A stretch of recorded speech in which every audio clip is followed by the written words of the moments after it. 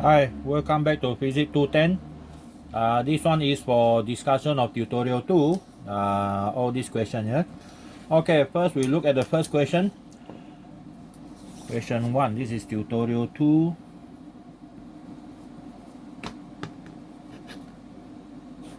Okay, question 1.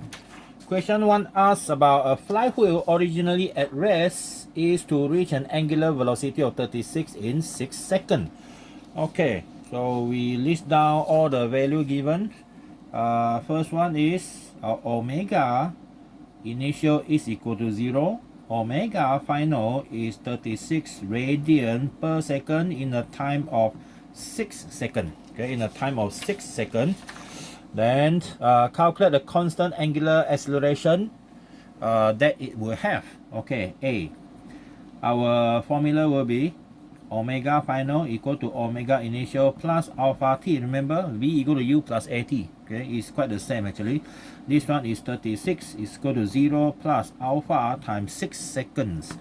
So we have alpha is equal to 6 radian per second 6.0. Okay, 6.0 here.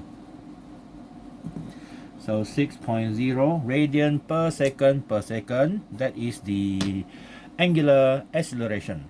Next one, B. The B will be what total angle does it turn through in the 6 second. We have time 6 second. You have also angular acceleration, so you can calculate theta. So theta is omega it plus half alpha t squared. Okay, this one 0 initially, so plus half alpha is 6 and then 6 squared. Alright, so we have 6 times 6 times 6, okay, divided by 2, so it's all together 108 radian. Okay, 108 radian. So the total angle does it turn through in the 6. So you are not asked to change into any unit, so you just stay with the unit of radian. Alright, so that is our question number 1. Okay, question number 2. So question number 2, a car accelerates uniformly from rest to a speed of 15. From rest to a speed of 15 meter per second in 20 seconds. Okay. Find the angular acceleration of one of its wheel and the number of revolution turned by a wheel in the process. Okay, that means in that 20 seconds. And you're also given the radius of the wheel is 1/3 of a meter. Okay, 1/3 of a meter. So these are information. Okay, these are information given.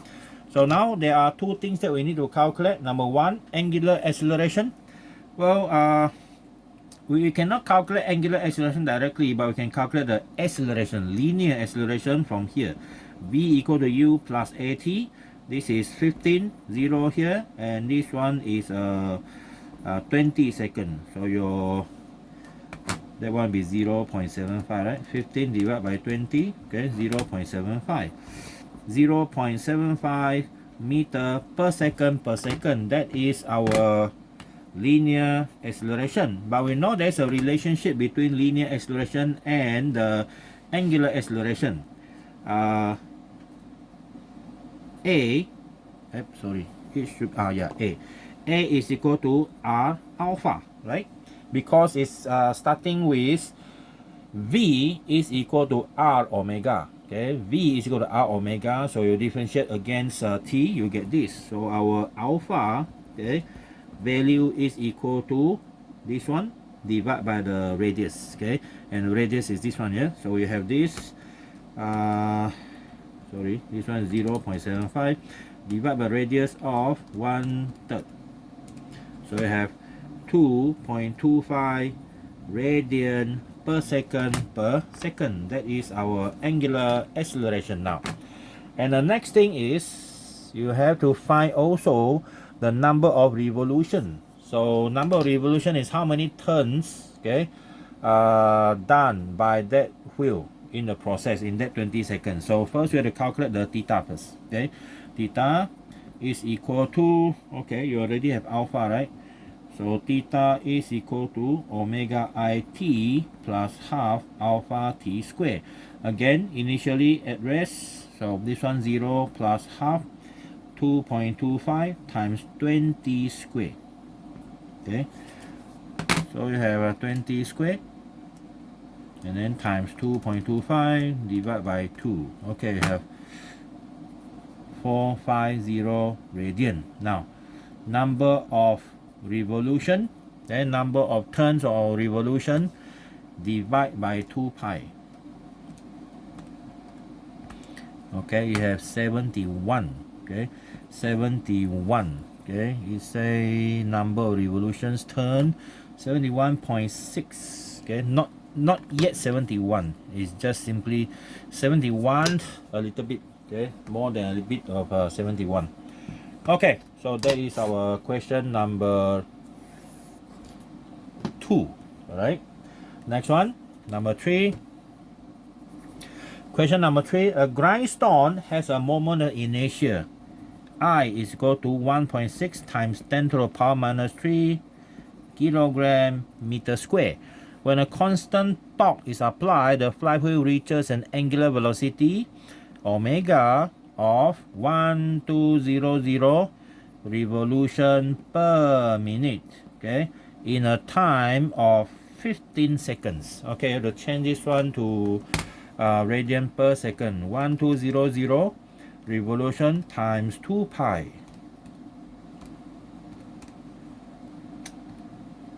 Okay, times 2 pi. Okay, and then divide by 60 seconds.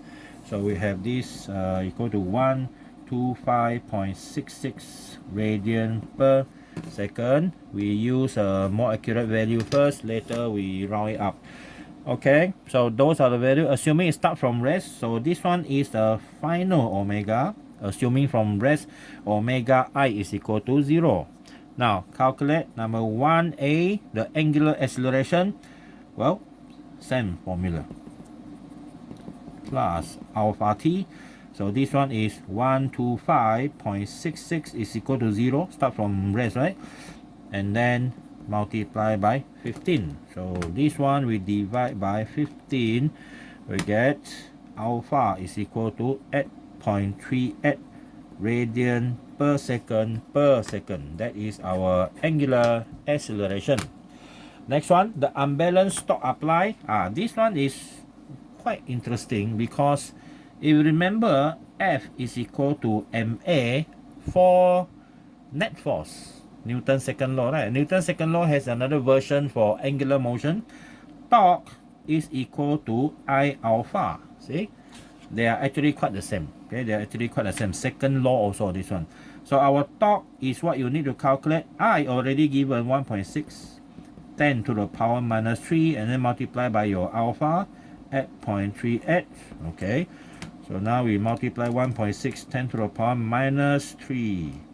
This is what we get. Okay, the torque is 5240 meter Newton. Okay, meter Newton. All right. Okay, then next one, C. The angle turned through in the 15 second, theta is equal to omega I t plus half t square. So 0 initially, and then alpha is at 0.38 for the first 15 seconds square. Okay, so we have 15 square multiply at 0.38, okay, divide by 2. So that one is the angle turned through in 15 seconds, 943 radian. Okay, 943 radian. All right, and last one, the work done. Okay, work done. You remember the work done in linear form is Fs sine theta. Okay, Fs sine theta. But in this case, the torque is replacing the F. So now you have torque, your linear displacement is changed to theta. So we have this formula now. So we have torque, which is equal to 5240, and then now multiply by the total rotation 943. Okay, and your answer is 4.94 10 to the power 6 joule. Work done either in rotational or in linear motion are both the same units, okay, joule. Alright. Okay, that is our question number 3. Next one, question number 4. So question number 4, determine the moment inertia of a 12 kilogram uniform rod. The mass 12 kilogram and the length of the rod is 0.30 meter. Okay, rotating about the axis like this, somewhere in the center, something like this. Okay, like that. So moment inertia for this one is 1 over 12 ml square. Okay, 1 over 12 ml square. So 1 over 12, the mass is 12, and then the length the length, total length is 0.5, right? 0.3. So the total length is 0.3. And don't forget the square. Okay, your answer is 0.3 square. So you have 0.09 kilogram meter square. Okay, 0.09 kilogram meter square. Next. Well, this is damn easy. This one, too easy for you. Next one, question number 5. Well, question number 5, determine the moment inertia of a sphere. Alright. Didn't say anything about what type of sphere, so solid sphere. 10.8 kilogram. And with a radius of 0.648 meter when when the axis of rotation is through its center. So the moment inertia is given by 2/5 of mr square. Okay, 2/5, the m is 10.8 and the radius 0.648 square. Right? Okay, 0.648 square multiply by 10.8 multiply by 2 divide by 5. So we have 1.81 kilogram meter square. Okay, so these are the two questions that involve calculating the moment of inertia. And next one, number 6. Okay, number 6. Calculate the translational speed of a cylinder, okay, when it reaches a foot of an incline of height 7.20, okay, 7.20 meter. Cylinder start from here, it's going to roll down, right? Because it says without slipping, roll. It start from rest, so that means your u is equal to 0, your omega I also equal to 0. And by the time it reaches the bottom, it will have 2 motion. Okay, you have 2 motion. One is a linear velocity, another one is a rotational, omega f. Okay, now this one I'm going to use the law of conservation of energy. Okay, law of conservation of energy. Now we already know that it's a ball bearing, right? Sorry, it's a bowling ball. So it sorry, not yet. This one. Okay, calculate a cylinder. So it's a cylinder. Okay, so the cylinder, assume it starts from rest and rolls without slipping. Okay, so our total energy, this one is a loss. You see, it's the total loss, right? I think something is not enough here. Calculate the translational speed of a cylinder when it reaches the foot of an incline. Okay, we cannot get exact answer here because from here we can't even calculate the let's form an equation, see whether we can have enough information to calculate or not. We know that the total energy here, gravitational potential here, will finally lost, okay, to the kinetic energy in linear and rotational form.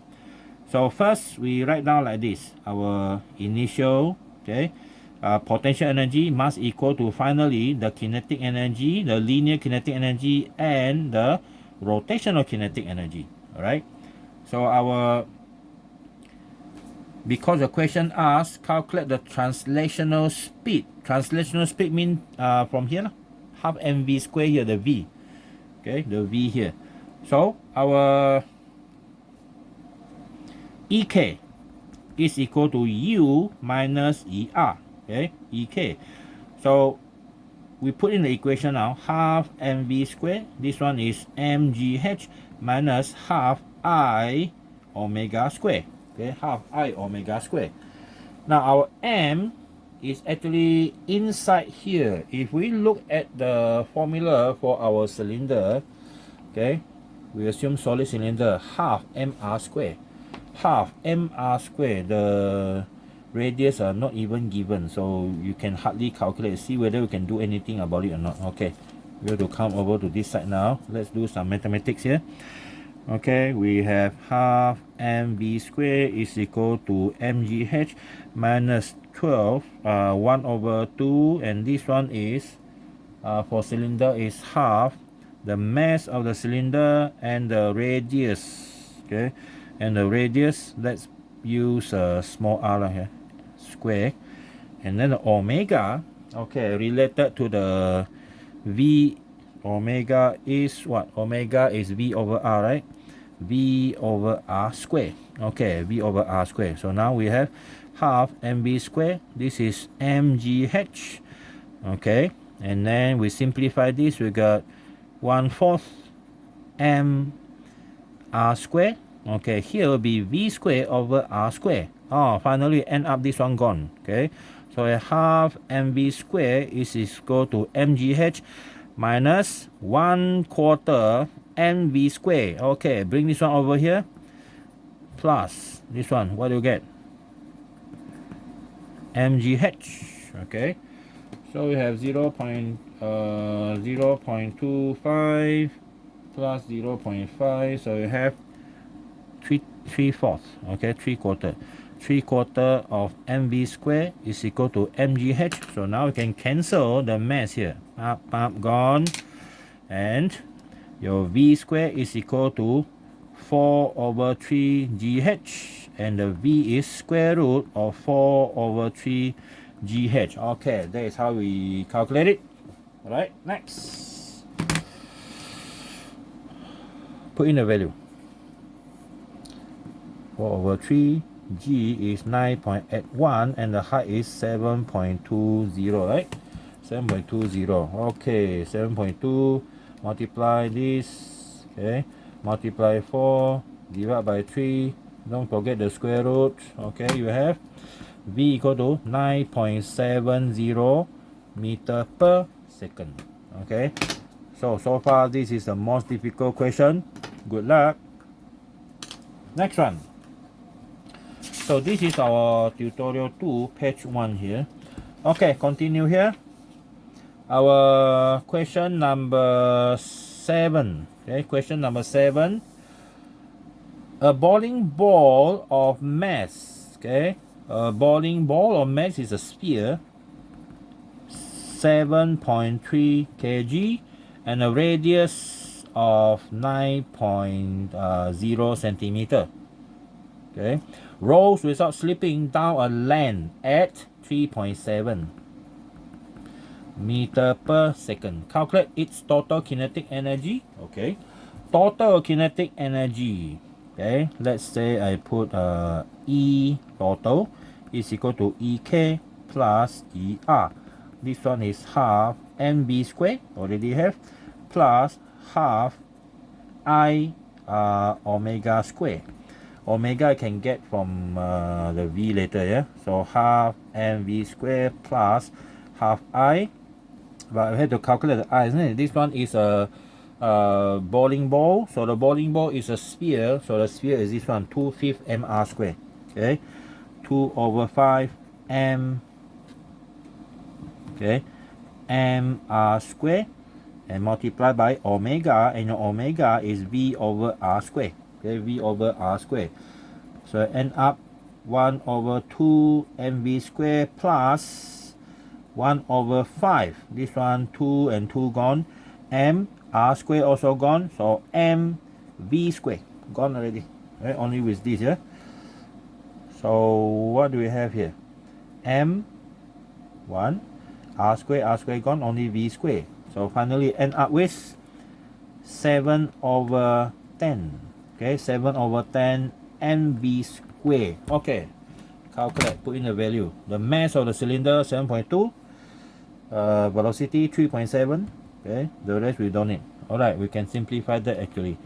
Okay, so now we have 7 over 5, right? So the mass is 7.3 multiplied by 3.7 square, and then multiplied by 0.7.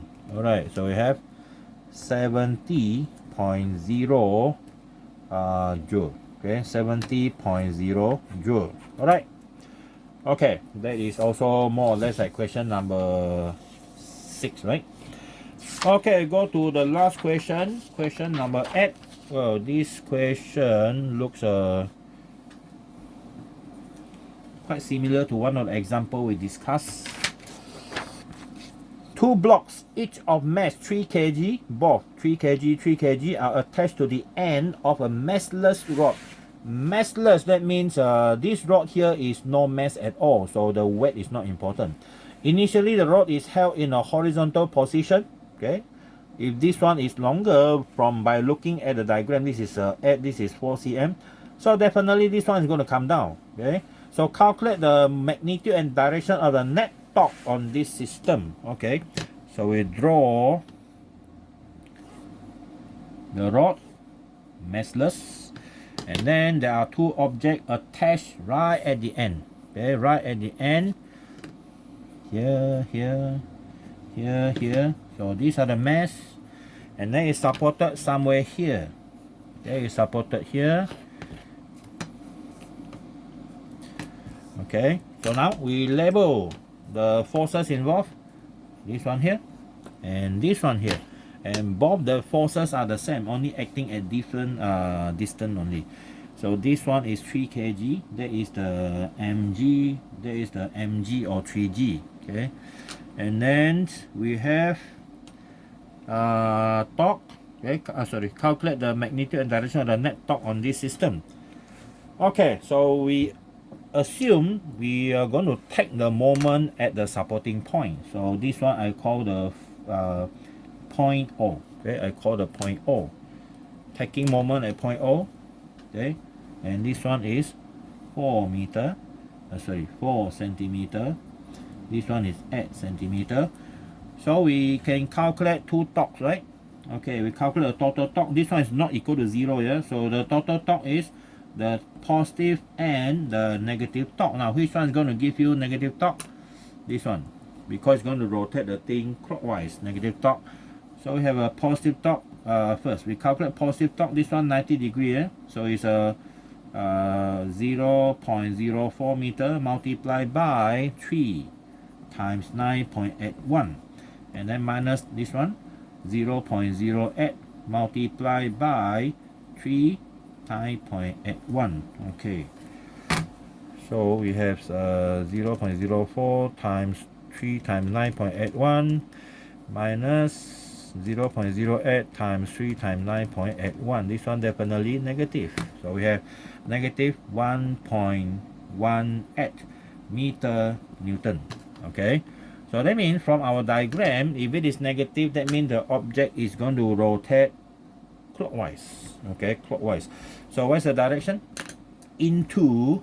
Okay, into. Okay, the magnitude of the net torque is equal to 1.18 meter Newton magnitude, and then direction into the paper. Into the paper. Okay, because it turn like this, right? So it's go into the paper. All right. So that's it for our tutorial number 2. Okay, see you.